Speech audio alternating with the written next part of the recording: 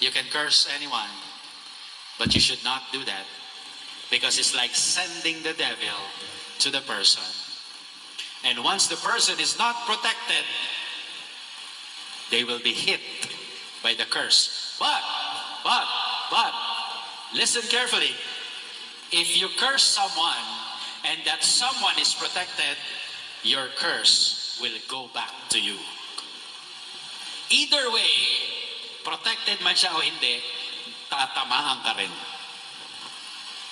Doble nga lang pag protektado siya. Kaya yung mga simpleng sasabihin mo, mamatay ka na sana, that's a curse. Bawiin mo yon. Sa harap ng Adoration Chapel, pumunta ka ron. Sabihin mo, Lord, binabawi ko na yung binitawan ko salita in front of the Blessed Sacrament. Binabawi ko na po. Lalo't higit, kung ang curse ay nangyari sa loob ng pamilya, mas mabilis, mas masama, at doble pa. Don't curse a family member. It is double, worse, faster. Kaya yung mga nanay, nagalit sa anak, isinumpa, nako, matinding tama yun. Kapatid sa kapatid, matinding tama yun. At naniniwala ba kayo? Pare sa laiko, malupit din yun. Grabe. Pero may parusa po ang susumpa sa pari. Yeah, totoo yun. Kaya mahalin nyo si Ali at si Manjo. Bigyan nyo ng donation. Sapagkat pag kinurse mo ang isang pari, hindi mo ikatutuwa ito. Hindi ka magtatagumpay. Alam ko, masasama kami. Hindi rin tama ang pamumuhay namin. Bastos din kami. Masama rin kaming tao. Minsan wala rin kaming galang. Kami rin ay masungit. Pero nasa Biblia, Psalm 105:15. Ulitin ko. Psalm 105:15. Do not touch my anointed ones. To my prophets, do no harm. Hindi po ito pananakot ha. Yan ang nakalagay sa Bible. Okay? Kasi po yung pare, pinili yan kahit papaano. Kahit masama yan. Kahit masama kami. Evil eye. Do you know this? Sa madaling sabi, usog. Usog. Yung pag masakit pa yung silya, masikip yung upuan, usog. Para may ibang makaupo. Yung mga tinitingnan lang na gano'n, no? Sinasaktan ng tiyan, usog. Totoo yan. Totoo yan. It's a form of a curse. But in the form of a, para bagang evil spirit being sent to the person. Evil eye. Balis. Diba? And finally, spells. Mga bulong. Sikat to sa Quiapo. Gayuma. Alam niyo gayuma? Masakit to sa tuhod. Rayuma ba yun? Mali. Okay, gayuma. Okay? So ito po yung mga pamamaraan kung paano ang Diablo pinadadala. So para hindi ka tamaan nito, be protected. Sinabi ko na naman kung ano yung protection, di ba? Pananalangin, pangungumpisal, pagsisimba, pangungumunyon, tsaka maging mabait ka sa kapwa. Okay? Hindi ka tatablan. Pag tinablan ka, baka kasi kung ano ginagawa mo. Now, tapusin na natin. Hindi na ako aabot ng 12. Sino mga kakampi? Kailangan malaman nyo ang mga tatakbuhan natin sa spiritual warfare na ito para alam nyo kung sino ang ating mga talagang pwede maging pananggalang laban sa kalaban. Of course, una-una na sa lahat, yung commander natin sa laban na ito, no other than Jesus Christ. Okay? Our Master. The name of Jesus. So powerful, right? Amen? Okay. Next, I promise myself that I will never fight the devil again without this. Inom lang.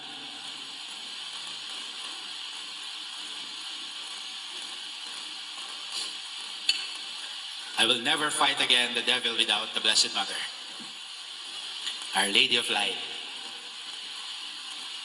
Okay? Takot ang diablo kay Maria. Tandaan niyo yan. Kita niyo nga yung drawing ni Amarsolo. Parang yan lang yata yung ni Mary na merong talagang diablo sa ilalim. No? Tsaka nung nag-conference po kami sa UST lately, sinabi po namin doon, observation din ng lahat, that in every exorcism, Mary is already there to help the priest. She goes rushing to every exorcism because she is designed to defeat the devil. Next. Alam niyo po, sa ating buhay bilang Kristiyano, Katoliko, meron tayong mga tinatakbuhan na santo sa isang partikular na pangangailangan. Tama? For example, sino ang patron ng mga magsasaka? San Isidro Labrador. San Isidro Cobrador. Labrador. Labrador. Cobrador tuloy. Tama, no? San Isidro Labrador. Mga bagay na nawawala. San Sino? Antonio de Padua. Antonio. San Antonio de Antonio Padua. de Praga. De Antonio de Padua. Sino naman yung patron of priests? John Rennie. Of course. Ang aming parokya. Saint John Rennie. Di ba, no? Sa bawat pangailangan, may partikular na santo. At yan ang tinuturo ng simbahan. Takbuhan natin sila kung may pangangailangan. Sino yung mga santo for desperate cases? Yung mga pupunta sa Maynila. Saint Jude. Sino yung woman counterpart? Santa Rita de Siena. Cassia. Okay? Hindi Si Santa Cassia. Rita de Cassia. Santa Rita de Manalangin Cassia. kayo sa kanya kapag yung damit hindi na kasya Santa Rita de at Cassia. yay magkakasya. Alam nyo, ilang taon ko palang nalaman, and hindi ko alam kung alam nila Manjo ito, San Carlos Borromeo, kung saan kami nag-aaral nila, San Monsignor Carlos Henry, no? Monsignor Arnel, San Carlos Borromeo, patron pala ng mga, alam nyo kung ano? Obese. Mga obis, mga mataba. Mga sobrang taba. San Carlos Borromeo. Kailangan magdasal tayo dito. So, gano'n, no? So, gano'n, no? Sa isang pangangailangan, may santong tinatakbuhan. But do you know that with this saint, you can ask anything, everything. Saint Joseph. Si St. Thomas Aquinas nagsabi nito, sa santong ito, kahit ano, pwede mong hilingin. Saint Joseph. And that is St. Joseph. The Okay? carpenter. Kahit ano. Jesus' father. Saint Joseph. And I'm proud to tell you, I'm a spoiled brat to St. Joseph. Halos lahat ng hiningi ko sa mamang ito, binigay. Yes, Kaya Lord. tinatakbuhan ko yan kapag meron exorcism. The terror of demons. Okay? Saint Joseph. The Of course, demons. St. Michael. Sa Yeah. exorcism to liberation. Kabisado niyo ang St. Michael prayer? Okay, good. Sure? Tagalog, Latin, English? Okay. English. Alam niyo, St. Michael, madalas kong gamitin to Bakit? Hindi lang sa exorcism, pero minsan kapag I am caught in traffic at kailangan ko makarating sa lugar, I pray to St. Michael. At alam niyo, parang hinahawi ang daan. Wow. Pagdating ko sa lugar, wala pang tao.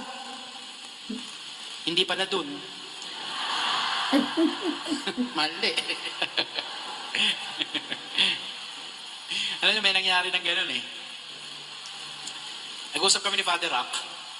Pare, dito yung exorcism.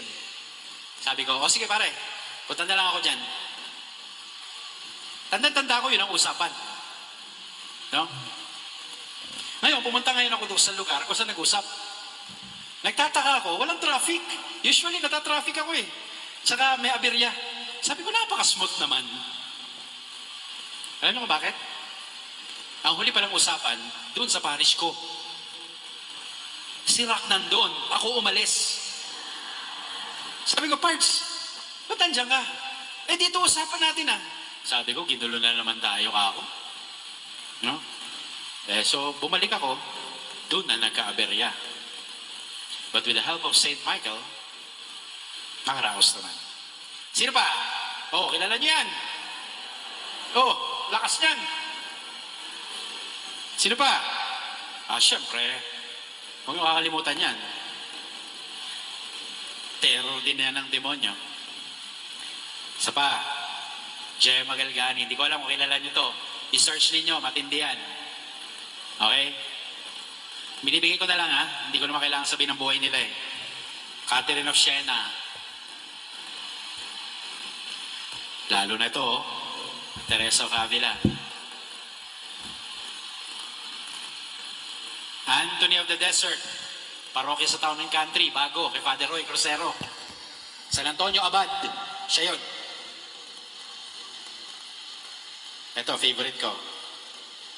Of course. Benedict. Benedictine medal. Sino may suot? Good. Lunukin nyo. At sabihin nyo, Darna. Saint Benedict ha, malakas to. Matindi yan. Sino pa at pwede pa nating lapitan? Eto. Guardian angels nyo. Huwag nyo kakalimutan yung dasal. We all have our own guardian angels, right? Run to him. Run to her. O sino pa man yan. They are more than willing to help us than for us to ask for their help. Sino pa? Yan. Ano ibig sabihin nito? Kung meron kang sariling patron saint na hindi ko nabanggit dito, malakas yun para sa'yo. Ibig sabihin, para sa'yo. Maaaring hindi siya malakas sa akin, pero sa'yo, na may debosyon sa kanya, kahit hindi ko po nabanggit dito, at least particular yun na malakas sa'yo. Alam niyo po si Father Gabriel Amor, exorcist ng Vatican, kapag tinatawag daw niya si Saint Michael, parang walang effect yung exorcism. Pero pag si Saint Gabriel na, mabilis. Kasi pangalan niya, Gabriel. Get the point? So if you are praying to Saint Therese of the Child Jesus, if you are praying to Saint Anthony of Padua, if you are praying to Saint Lorenzo Ruiz, don't stop your devotion because they are your warriors for spiritual warfare. Diba may iba kayong mga santo na hindi ko binanggit? Santa Filomena. Kaya matindi rin yan. Okay? Kaya huwag niyo titigil ang pananalangin sa kanila. Sino pa ako santo nyo? Santa Mesa. Apat ang paa nun. Mga bata, Santa Claus. Sino pa? Meron pa ba? Wala na. Number 5, and finally, ay salamat, natapos din. Woo! Paano tayo mananalo? Sabi ng ilan, just ignore the devil and the devil will leave you alone. Pinicturean nyo na? O ulitin nyo yung picture. Wrong. Mali yan. Hindi totoo na wag mong galawin ang diablo, hindi ka rin gagalawin. Eto ang totoo. If you fight the devil, then the devil will be afraid of you. You want to learn how to fight? Mahina na. Ayaw na nila lumaban. You want to learn how to fight? Kasi po, nandito na rin lang kayo. This is what I promise you. Are you listening? This is what I promise you. Dahil nakinig kayo sa akin ngayon, and this will make you happy. After this, you are all targets of the devil. Yes. Be proud. Be proud. Sapagkat ang ginagambala ng diablo ay mga taong sa Diyos. Kapag ikay sa diablo na, hindi ka nagagambalain. Hindi ka na target. Bakit ka pa tatargetin? Sa kanya ka na. Pero kung sa Diyos ka, target ka talaga. Ngayon, natuto ka pa. Lumaban ka. fight for the people at home. Ikaw yung umatende, pasensya ka. In-invite ako pasensya kayo. Handa na kayong lumaban. Tama? So we must have our weapons. I'll give you the swords. Okay?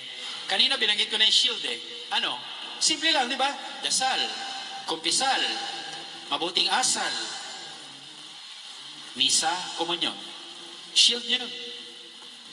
Okay? Pero ito naman yung swords. At mamaya, bebless natin ang mga sacramentals nyo. Letter S, so. Ito po ang mga bibigay ko, mga approve lang ng simbahan ha. Wag kayong magdadagdag ng kung ano pa man. Wala ritong bawang tsaka buntot pagi ha. Makakasiraan na naman ang ulo yan. Kapapanood din nyo ng shake, rattle, and roll yan. Exercise blessed salt. Paano ginagamit? Sa bahay. Sprinkle nyo sa corners. Sa ilalim ng kama, pwede. Pag binabangungot yung tao, pwede. Kapag ikaw binabangungot minsan, kumurot ka ng kaunti, kainin mo. Pag matindi, panaginip mo, 3 kilo, kainin mo. Di naman. Kurot lang. Kain. Dasal. Saint Michael, kay Maria, Angel of God. Yan ang mga dasal. Pag may mga nightmares, meron din dyan. Salt.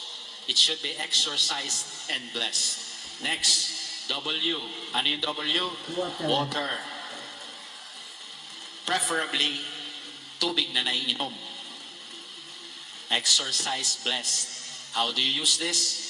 Pwede mong sprinkle sa bahay. Pag may bisita, alukin mo. Pag may affliction yan, hindi niya inumin yun. Yeah. May magpapabless ng water? Okay. Water. Next. Oil. Exercise blessed oil. Okay? Paano ginagamit? Trace the sign of the cross sa mga dingding, bintana, pinto, noo ng mga batang maliliit. Pagpalamura sa dila.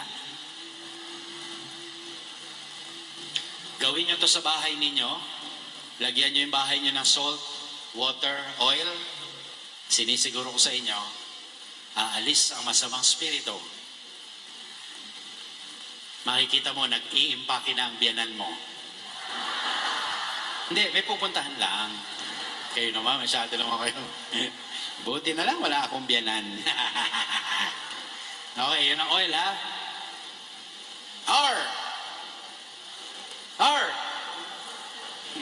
Relics. Pero hindi lahat pwedeng magkaroon nito ha. It must be for public veneration.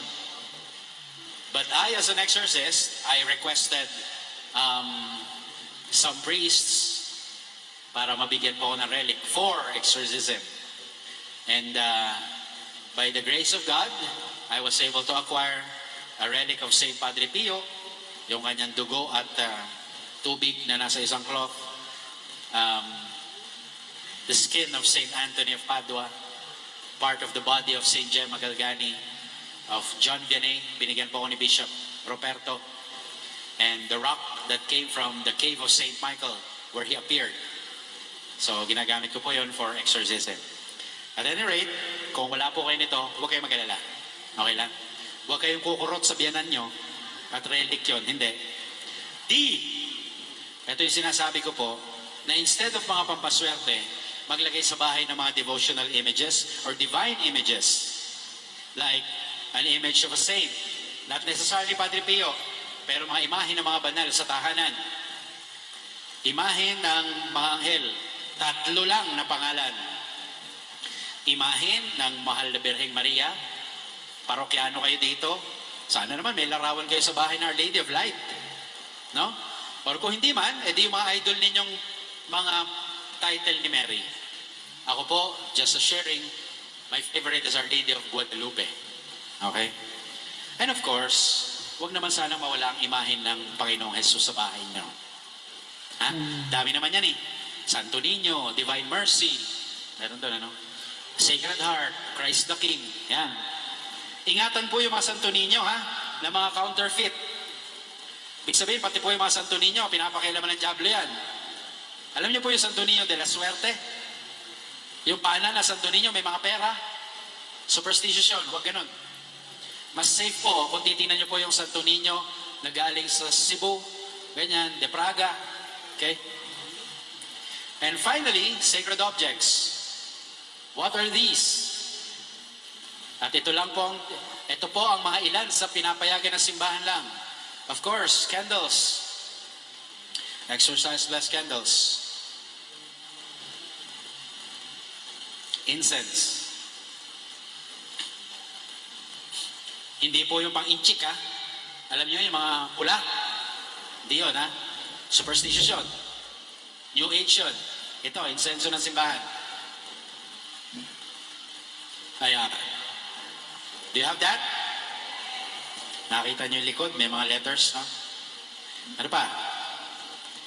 Yan. Oh, may mga nagsusot niyan. Yan, dalawang medalya na pinapayagan ng simbahan, ha? Benedictine and the Miraculous Medal. Scapular. Meron kayo suot? Okay. Rosary, siyempre. I can't imagine a Catholic not owning a rosary. No? Sana naman kung kayo Katoliko, church worker pa, dapat meron kayong rosaryuhan. Okay? At hindi sinusuot yan, dinadasal yan. Yung iba, mga hip-hop sinusuot eh. Sabi ko, okay lang, sige, suot nyo. Basta magdarasal kayong gumagalaw, mga namin. Do you have a Bible at home? The Word of God. Okay? May Bible kayo sa bahay? Malikabok? Yes daw. Sabi ko na, hindi binabasa eh. Dalawa lang naman ho ang Bible eh. Malikabok para sa Katoliko at amoy kilikili para sa born again. Sila kinakaipit dito yun. Sa atin, malikabok. Bell.